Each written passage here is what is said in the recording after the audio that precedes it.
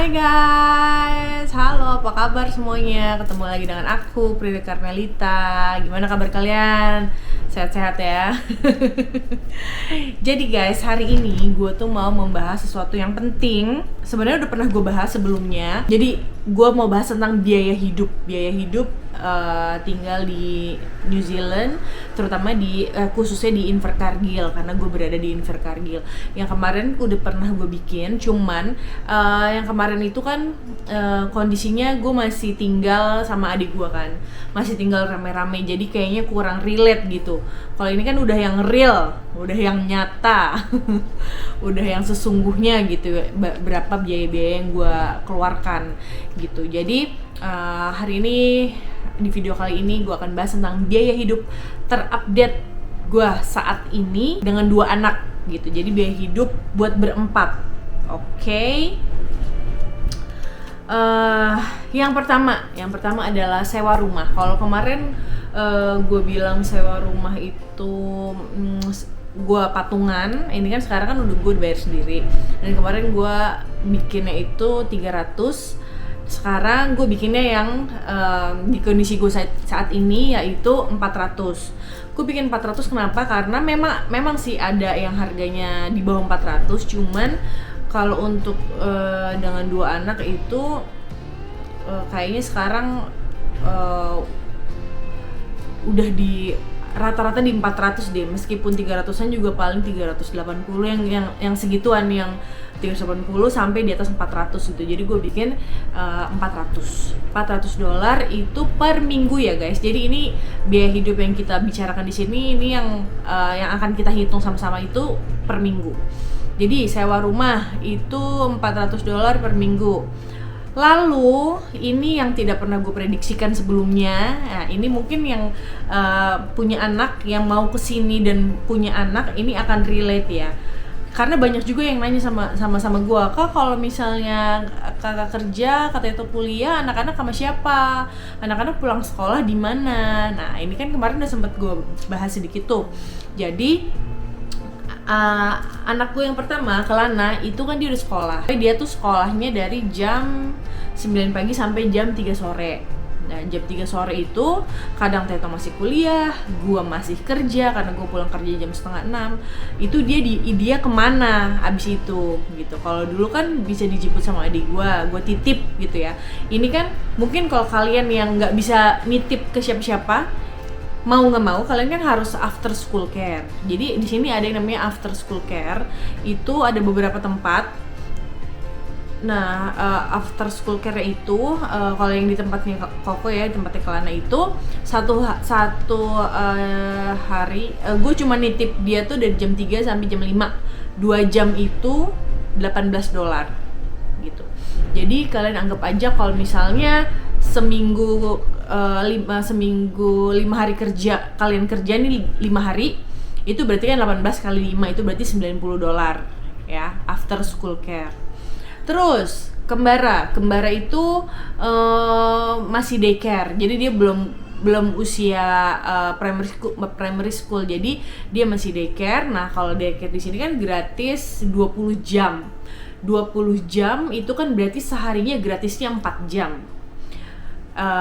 Sebelumnya kembara tuh daycare-nya dari jam 12.30 sampai 16.30 karena dia kan bareng sama anaknya adik gue, sama keponakan gue. Jadi pokoknya dia gue titip lah.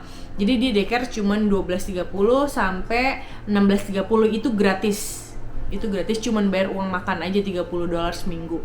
Nah, kalau ini kan karena udah nggak bisa gue titip, jadi kan gue harus titipin dia early gitu. Jadi gue antar Koko sekolah, gue antar kembara daycare juga. Jadi Koko masuk jam 9, kembara gue masukin juga di daycare itu jam 9. Jadi kan ada overtime tuh dari jam 9 sampai jam 12.30 itu kan berarti kita harus bayar kan. Nah, pokoknya 1 minggu itu tagihan ke gue itu adalah 88,13. Pokoknya tagihannya 88,13. Jadi per jam daycare itu per jamnya $7,75 dan uang makannya $6 per hari. Jadi totalnya 88,13 seminggu. Oke. Terus bensin. Sebenarnya kalau bensin gue kurang tahu ya, karena kalau bensin itu kan yang pakai mobil Teto kan. Teto itu bensinnya itu dibayar sama Domino's karena dia kerja di Domino's sebagai driver, jadi ada uang bensin gitu. Jadi mungkin kemarin sih habisnya, kalau adik gue tuh kayak beli cuma $20 deh. $20 tuh habisnya lama. Soalnya perginya kan nggak jauh-jauh ya guys. Di sini kan nggak, kalau kalian perginya nggak jauh-jauh, nggak ke luar kota gitu ya, paling deket-deket gitu semua di sini. Jadi menurut gue sih ya $50 seminggu itu menurut gue sih udah banyak ya, menurut gue. Cuman tapi kayaknya iya deh, $50 seminggu kayak cukup deh tuh. Jadi kita katakanlah $50 seminggu ya bensin. Terus groceries, belanja itu kalau gue udah budgetin belanja pokoknya $100 itu buat belanja seminggu, apapun cukup nggak cukup ya, pokoknya $100. Nah, kalau gue tuh guys selama di sini gue tuh punya menu pastinya gitu nih. Gue kasih tau nggak apa-apa ya. Jadi Senin gue bikin ini contoh menu aja ya buat kalian. Ini yang gue masak selama seminggu nih. Misalnya Senin rendang ayam, Selasa gue bikin bakso, terus Rabu masak syabu-syabu, Kamis gue bikin sambal goreng kentang, ati ampela, jantung. Terus hari Jumat itu masih tuh, karena itu jadinya banyak, jadi buat 2 hari masih bisa. Sabtu bikin sop ayam jahe, hari Minggu bikin ayam rawon. Itu menu gue. Jadi menu gue tuh selalu sama, itu aja terus.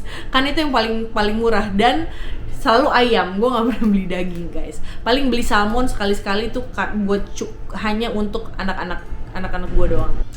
Jadi menurut gue dengan menu seperti ini $100 itu cukup, karena ayam itu nggak terlalu mahal.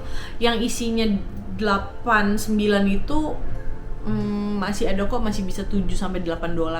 Jadi murah guys gitu. Terus bekal koko itu selama seminggu itu spaghetti, pie, sama burger, itu doang. Karena dia nggak makan nasi untuk bekal, jadi yang gitu-gitu aja, modelan kayak gitu aja, spaghetti, burger, pie gitu, roti. Terus apa lagi ya? Entertainment sebenarnya kalau kalian masak setiap hari dan nggak gatel pengen jajan sih, sebenarnya nggak perlu ya. Gue pernah juga kok seminggu bener-bener nggak jajan gitu. Kadang-kadang pernah seminggu nggak jajan bisa. Tapi kalau misalnya emang jajan, paling beli kayak jajan, bukan yang jajan makan besar gitu guys, bukan makan besar keluarga mah di sini mau mahal. Jadi paling kayak beli ayam, tetap ayam ya, beli makan makanan di mall itu paling cuman ya $20. Itu juga paling yang makan kita beli satu, makan bareng-bareng yang kayak gitu. Terus pulsa itu gua itu keluarin $25, itu WhatsApp unlimited sama bisa telepon beberapa menit. Jadi nggak ada paket untuk yang lain, untuk sosial media enggak. Jadi gue mengandalkan wifi aja, wifi toko tempat gue kerja sama wifi rumah gitu. Jadi $25 itu per bulan ya, per bulan. Terus listrik sama wifi itu, ini gue pakai yang rumah adik gue ya, karena kan di sini gue 400 itu udah nggak mikirin listrik, wifi dan lain-lain kan. Jadi benar-benar udah all in gitu 400. Cuman kalau misalnya nanti kalian sewa rumah yang di rumah yang nggak kayak gini, nggak kayak di hotel ini, kalian kan harus keluarin listrik sama wifi. Nah itu listrik sekitar $75 per bulan, itu berarti 18,75 per minggu, sama wifi itu $56 per bulan, itu berarti $14 per minggu gitu. Terus Udah sih, itu aja guys, itu aja biaya hidup yang gue keluarkan. Oke, jadi gue summary lagi. Sewa rumah $400, buat after school care $90, buat daycare $88,13, buat belanja groceries $100, bensin $50, listrik $18,75, wifi $14, pulsa 25 per bulan dibagi 4 itu berarti $6,25, sama entertainment $50. Ya, entertainment $50 gue bikinnya. Itu kalian total itu $817,13.